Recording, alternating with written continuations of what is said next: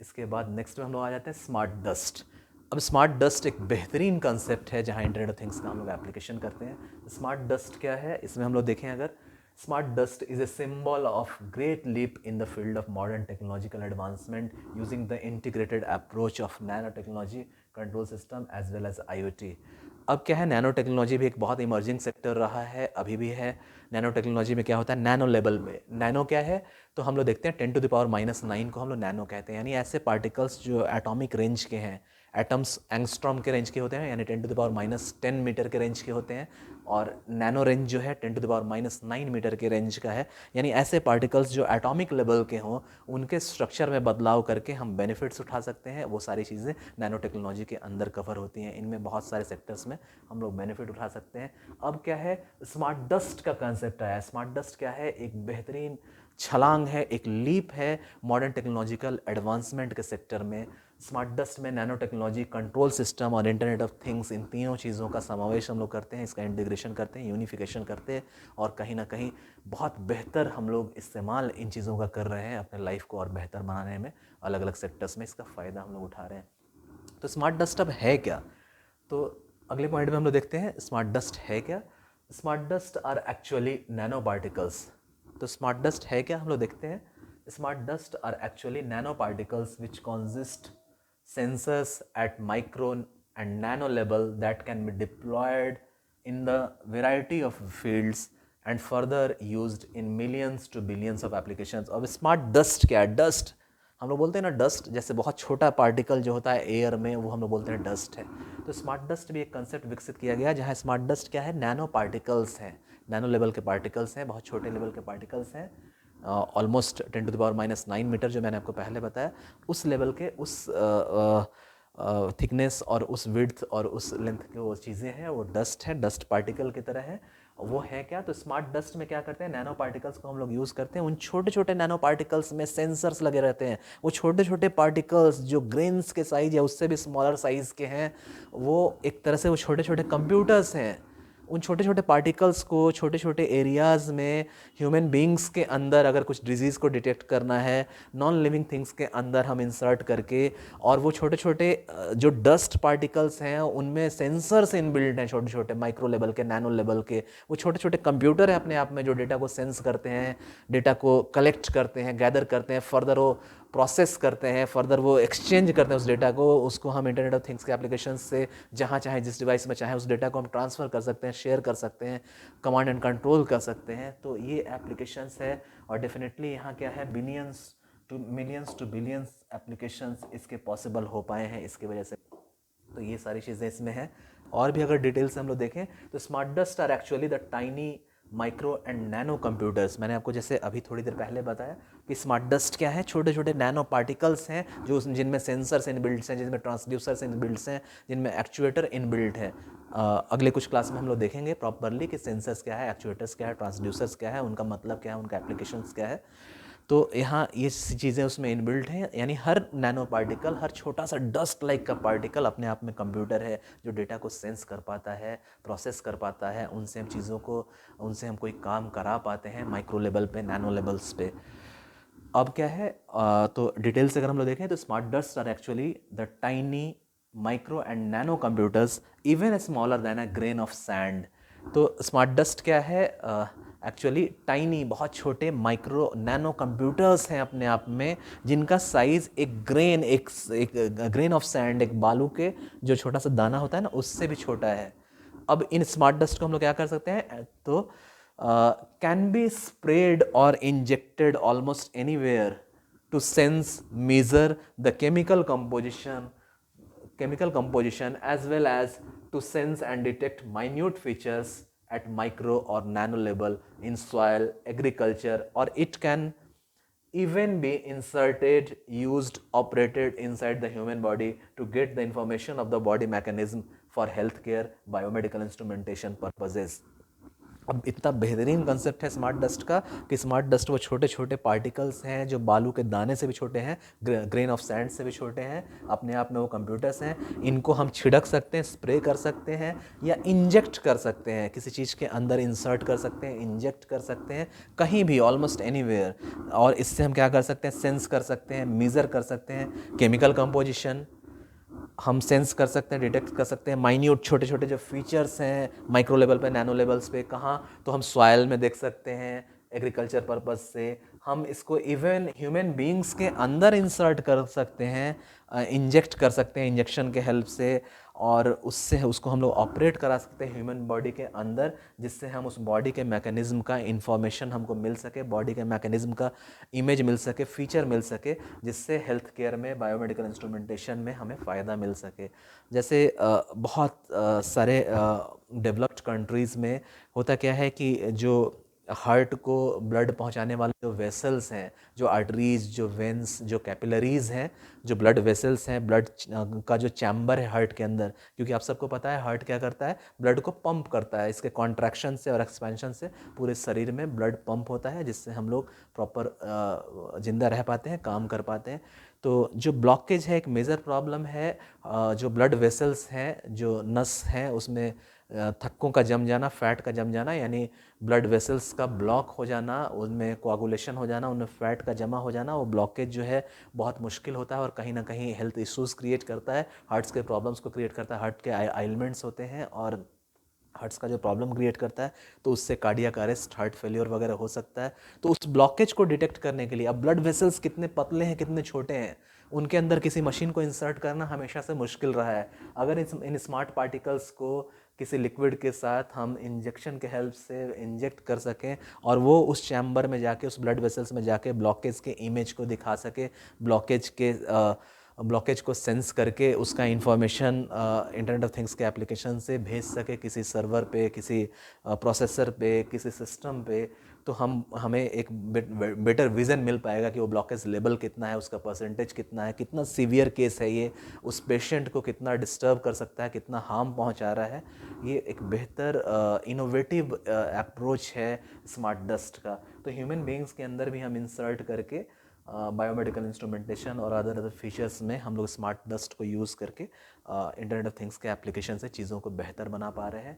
उसी तरह सॉयल, अगर एग्रीकल्चर के सेक्टर में देखें तो सॉयल की क्वालिटी को हम सेंस कर सकते हैं, उसके कंपोजिशन को सेंस कर सकते हैं, उसके कंपोजिशन को सेंस कर सकते हैं, एग्रीकल्चर में अलग अलग बेनिफिट्स उठा सकते हैं बहुत सारी चीज़ों में।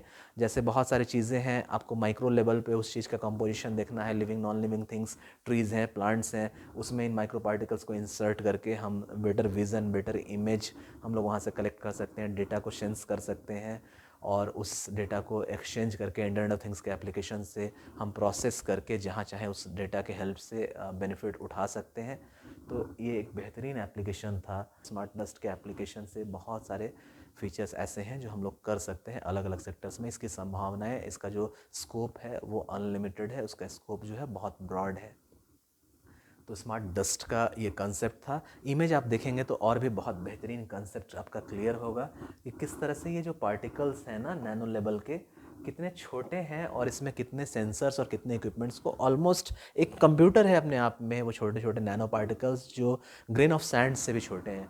इमेज से आपको दिखेगा यहाँ पे, ये देखिए यहाँ पे क्या है, यहाँ देखिए स्मार्ट डस्ट पार्टिकल है जो कितने छोटे हैं। देखिए आपके फिंगर्स पे जो आपको फिंगरप्रिंट के लाइंस दिख रहे हैं ना, उसमें ये ऑलमोस्ट फिट हो जा रहा है। इसमें सेंसर्स लगे हुए हैं, इसमें सेंसर्स लगे हुए हैं, इसमें सेंसर्स लगे हुए हैं। इस तरह से डस्ट लाइक स्ट्रक्चर है जहाँ इस पर सेंसर्स इनबिल्ट्स हैं छोटे छोटे, और इससे बहुत सारे डेटा को हम कलेक्ट कर सकते हैं। इनको किसी लिक्विड्स के अंदर डाल के बॉडी के अंदर इंसर्ट कर सकते हैं इंजेक्शंस के हेल्प से, उससे इन्फॉर्मेशन मिल सकता है।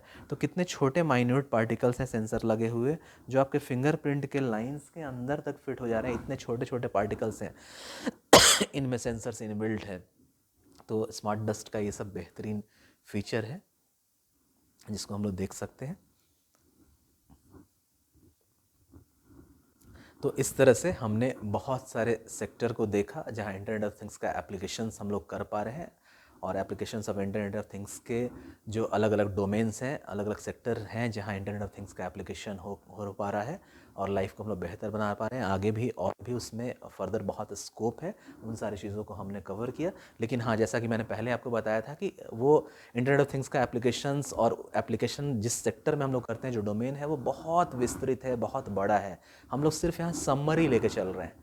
तो इसी में अब हम लोग लास्ट में आएंगे। लास्ट में हम लोग देखेंगे कि this was the list of summarised application of IoT. Definitely अभी जो हमने लिस्ट देखा ना, जो हमने देखा स्मार्ट होम्स, हमने देखा वियरेबल्स, हमने देखा smart agriculture, energy management system, smart retail, farming, poultry, smart dust, ये सारी चीज़ों को जो हमने देखा ना, वो एक समराइज्ड व्यू था। तो हमने ये हमारे पास जो ये लिस्ट है ना, ये summarised application internet of things का। वैसे इंटरनेट ऑफ थिंग्स का एप्लीकेशन बहुत ब्रॉड है।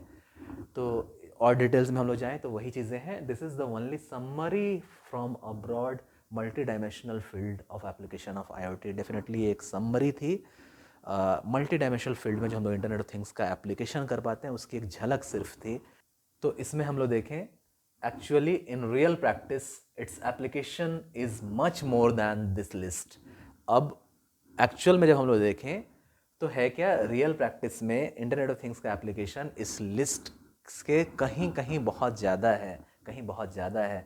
Which includes smart parking of the vehicle, regulating traffic congestion, smart lighting of the cities, waste management, detection of river floods, prediction of landslides and earthquakes in advance, monitoring of snow level, weather forecast, measuring and control of air, water pollution, radar applications, forest fire detection, detection of leakage in water, transmission system, identification of radiation levels, detection of explosives and hazardous gases, smart rescue system, etc.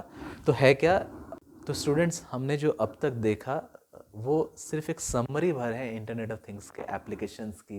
Actual में real practice में इसका application much more है, बहुत ज़्यादा है इस list से, जो कि इंक्लूड करता है और जिसमें आता है, जैसे हम लोग इंटरनेट ऑफ थिंग्स के एप्लीकेशन से स्मार्ट पार्किंग व्हीकल का कर सकते हैं, हम लोग ट्रैफिक का जो कंजेक्शन है उसको हम लोग कंट्रोल कर सकते हैं, रेगुलेट कर सकते हैं, स्मार्ट लाइटिंग को हम कंट्रोल कर सकते हैं इंटरनेट ऑफ थिंग्स के एप्लीकेशन से सिटीज़ में। इंटरनेट ऑफ थिंग्स के एप्लीकेशन से हम लोग वेस्ट मैनेजमेंट कर सकते हैं, जो चीज़ें जो वेस्ट है, वेस्ट का डिस्पोजल हम लोग कहाँ करेंगे, जो कचरा है वगैरह वो सब का हम डिस्पोजल कहाँ करेंगे, जो इलेक्ट्रॉनिक कचरा है आपके मोबाइल्स के, आपके इलेक्ट्रॉनिक डिवाइसेस का जो अनयूज्ड पार्ट है या वेस्ट पार्ट है, उसका डिस्पोजल हम कैसे करेंगे। तो कहीं ना कहीं वेस्ट मैनेजमेंट में detection of river floods, river में जो बाढ़ आ रहा है उसका डिटेक्शन, उसका डेटा कलेक्शन जो हम लोग कर पाएंगे। प्रेडिक्शन, पहले से अंदाज़ा लगाना, पहले से अनुमान लगाना अगर पॉसिबल हो पाए, लैंडस्लाइड्स का, जो पहाड़ टूट के गिरते हैं, जो लैंडस्लाइड होता है, या अर्थक्वेक आए उसका अगर हम प्रेडिक्शन एडवांस में कर सकें इंटरनेट ऑफ थिंग्स के एप्लीकेशन से, वो चीज़ें इसमें आती हैं। मॉनिटरिंग ऑफ स्नो लेवल, जो बर्फ़ का जो लेवल है आपके कोल्ड कंट्रीज़ में, आपके माउंटेन्स पे, हिल्स पे, वो हम लोग उसका डेटा हम लोग कलेक्ट कर सकते हैं, एक्सचेंज कर सकते हैं। वेदर फॉरकास्ट को इंटरनेट ऑफ थिंग्स के एप्लीकेशन से हम लोग करते हैं। Measuring and control of air और वाटर पॉल्यूशन, एयर और वाटर पॉल्यूशन का जो सेंसिंग है, उसका जो डेटा कलेक्शन एंड एक्सचेंज है, प्रोसेसिंग है, वो इंटरनेट ऑफ थिंग्स के एप्लीकेशन से हो पाता है। रडार एप्लीकेशंस, जो रडार से हम लोग फ्लाइट्स को, मिसाइल्स को और डोमेस्टिक इंटरनेशनल फ़्लाइट्स को हम लोग जो ट्रैक कर पाते हैं, सेंस कर पाते हैं, उसके एप्लीकेशन में इंटरनेट ऑफ थिंग्स का एप्लीकेशन है। फॉरेस्ट फायर, जो जंगलों में आग लग जाती है, बड़े बड़े जंगलों में, जैसे अभी आपने कुछ महीनों पहले आपने न्यूज़ में सुना होगा कि ऑस्ट्रेलिया के जंगलों में बहुत भीषण आग लगी थी जो कई महीनों तक चलती रही। तो इस तरह से फॉरेस्ट फायर के डिटेक्शन में इंटरनेट ऑफ थिंग्स का एप्लीकेशन हम लोग करते हैं। हम लोग देखते हैं, हम लोग detection of leakage in water transmission system. Water transmission system जो है, अब सिटीज़ में क्या है, म्यूनिसिपल वाटर सिस्टम है, जहाँ पंप से गवर्नमेंट अथॉरिटीज़ या जो उस तरह की ऑथराइज्ड बॉडीज़ हैं वो वाटर सप्लाई सिटीज़ में भेजती हैं। तो एक बहुत बड़ा पाइपलाइंस का सिस्टम है, एक पाइपलाइंस का एक बहुत बड़ा फ्रेमवर्क है। तो वहाँ कहाँ कहाँ लीकेज है उसको हम लोग इंटरनेट ऑफ थिंग्स के एप्लीकेशन से, अलग अलग सेंसर से उस लीकेज को डिटेक्ट कर सकते हैं, अलग अलग एक्चुएटर से प्रोसेस करा सकते हैं। तो वो सारी चीज़ें इंटरनेट ऑफ थिंग्स के एप्लीकेशन से पॉसिबल है। रेडिएशंस का जो लेवल है उसका आइडेंटिफिकेशन हम लोग कर सकते हैं इंटरनेट ऑफ थिंग्स के एप्लीकेशन से। अलग अलग तरह के रेडिएशंस हैं, चाहे वो इलेक्ट्रोमैग्नेटिक रेडिएशंस हो या केमिकल रेडिएशंस हो, उसका लेवल हम लोग डिटेक्ट कर सकते हैं इंटरनेट ऑफ थिंग्स के एप्लीकेशन से। Detection of explosive and hazards gases, जो हैजार्डस गैसेस हैं, जो नुकसान पहुंचाने वाले गैसेस हैं, एक्सप्लोसिव जो विस्फोटक हैं, उसका पता लगा सकते हैं हम लोग अलग अलग सेंसर्स को यूज़ करके इंटरनेट ऑफ थिंग्स के एप्लीकेशन से। और इस तरह से स्मार्ट रेस्क्यू सिस्टम, जो आजकल क्या है, बचाव का जो सिस्टम है अलग अलग घटनाओं में, दुर्घटनाओं में, इंडस्ट्रीज़ में, डोमेस्टिक सेक्टर में, कमर्शियल सेक्टर में, उस रेस्क्यू सिस्टम का command and control, data sharing, data processing हम लोग इंटरनेट ऑफ थिंग्स के इस्तेमाल से कर पाते हैं। तो इस तरह से एक बहुत विस्तृत एरिया है जहाँ इंटरनेट ऑफ थिंग्स का हम लोग एप्लीकेशन करते हैं, और वो एप्लीकेशन करने से अपने लाइफ को और बेहतर बना पाते हैं, अपने लाइफ को और अपने लिए अनुकूल बना पाते हैं। कहीं ना कहीं अपनी एनर्जी को हम सेव करते हैं, कहीं ना कहीं अपने इकोनॉमी को बढ़ाते हैं, अपनी एफिशिएंसी को बढ़ाते हैं, और भी बेटर बनाते जाते हैं अपने लाइफ को, लाइफ स्टाइल को। और इस तरह से इम्प्रूवमेंट करके हम अपने लाइफ को और भी बेटर बनाते जा रहे हैं। तो ये सारा एप्लीकेशन था इंटरनेट ऑफ थिंग्स का। आगे भी और भी लेक्चर हम लोग कंटिन्यू करेंगे। आगे बहुत सारी चीज़ें हैं आपके इस सब्जेक्ट में, जो आपका सेंटर ऑफ एक्सलेंस के तहत जो IoT आता है, इसमें आगे और भी बहुत सारी चीज़ें हैं।